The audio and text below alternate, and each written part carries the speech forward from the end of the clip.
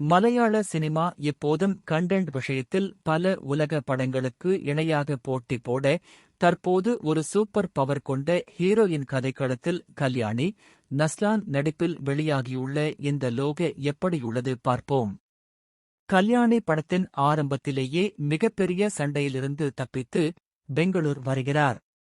அங்கு அவர் தன் அடையாளத்தை மறைத்து மக்களோடு மக்களாக வாழ்கிறார். அதே ஊரில் இரவு மனிதர்களை கடத்தி ஆர்கான் திருடும் கும்பல் தெரிய, அதில் ஒருவருடன் கல்யாணிக்கு மோதல் ஏற்படுகிறது. அவரை கல்யாணி புரட்டி எடுக்கிறார். என்ன இவருக்கு இப்படி ஒரு சக்தி, யார் இவர் என்ற தேடல் தொடங்குகிறது.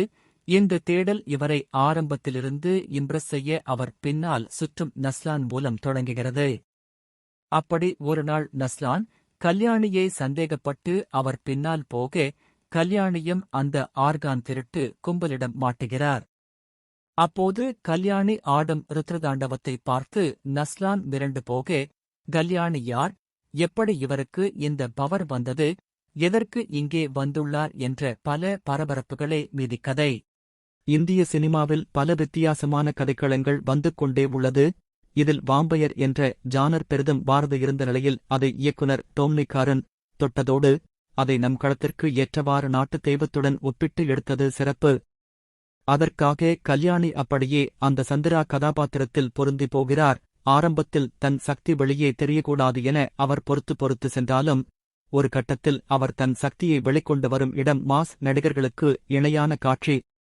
அதிலும் இடைவெளி எப்படி சந்திராவுக்கு இந்த சூப்பர் பவர் வந்தது என சிறுவயதில் காட்டும் கதையையும், தற்போது சந்திராவை கடத்தி வந்த ஆர்கான் திருட்டு கும்பலுடன் ஒப்பிட்டு அவர் வாம்பயர் ஆகஸ்ட் மாறும் காட்சி சும்மா தீப்பறக்கிறது. கல்யாணியை காதலிக்கு கதாபாத்திரத்தில் நஸ்லான் ஏதோ காமெடியன் போலதான் படம் முழுவதும் வந்து செல்கிறார். ஆரம்பத்தில் கல்யாணியை இம்பரஸ் செய்ய அவர் செய்யும் வேலைகள், கடைசியில் அவர் வாம்பயர் என தெரிந்து அலரும் காட்சிகள் ரசிக்க வைக்கிறது. கிட்டத்தட்ட வில்லன் போல் இதில் வருவது சாண்டி மாஸ்டர்தான். அவரும் படம் முழுவதும் ஒரு ஆணாதிக்க திமிருடன் வருவது, அதோடு வாம்பயர் பவர் அவருக்கு வர, அவர் எடுக்கும் முடிவுகள் என சாண்டி தன்னால் முடிந்த பங்கை சிறப்பாக செய்துள்ளார். ஆனால் சாண்டியை ஒரு குறிப்பிட்ட ரோல்கே கமிட் செய்வது போலவே உள்ளது. மலையாள படங்கள் எப்படி இந்த சிறு பட்ஜெட்டில் இப்படி ஒரு குவாலிட்டியான படங்களை கொடுக்கிறார்கள் என்ற ஆச்சரியம் உள்ளது. ஒளிப்பதிவு, இசை என அனைத்திலும் செமஸ்கோர் செய்ய ஸ்டெண்ட் காட்சிகள் மிரட்டியுள்ளனர். கல்யாணியும் ஹீரோக்களுக்கு நிகராக ஸ்டெண்ட் காட்சியில் கலக்கியுள்ளார். படத்தின் முதல் பாதி என்ன என்ற ஆர்வத்தை தூண்டி, இரண்டாம் பாதியில் ஒரு கட்டத்திற்கு மேல் பெரிய திருப்பம் என்றில்லாமல் எல்லாமே நாம் எதிர்பார்த்தது போலவேதான் முடிகிறது. அது கொஞ்சம் சுவாரஸ்யத்தை குறைக்கிறது.